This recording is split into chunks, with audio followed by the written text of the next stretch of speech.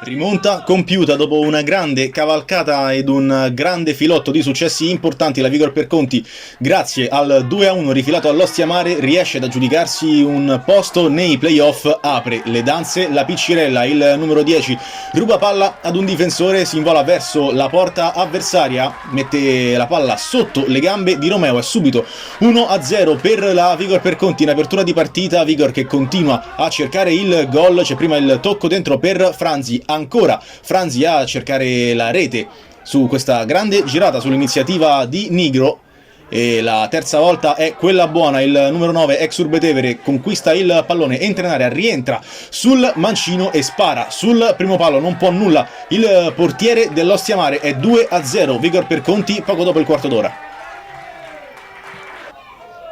Ancora la Vigor in avanti qui sugli sviluppi di questo calcio d'angolo, prova la Piccirella per la doppietta personale, palla di poco fuori. L'ultima occasione del primo tempo è invece per l'Ostia Mare, qui perde palla Milanesi, ci pensa Fioretti a calciare da fuori, parata facile per Musolino che blocca a terra. Inizia il secondo tempo, l'iniziativa di Vicini favorisce il tiro di Resciniti che però si stampa sulla traversa, quindi l'imbucata dentro per Nebbia che supera Romeo ma clamorosamente con il mancino calcia fuori.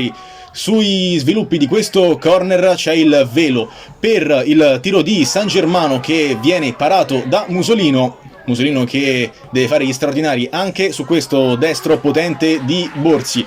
Arriva poco più tardi su questo lunghissimo rilancio di Romeo la sponda in favore di Colucci che calcia senza pensarci due volte dal limite dell'area ed accorcia le distanze.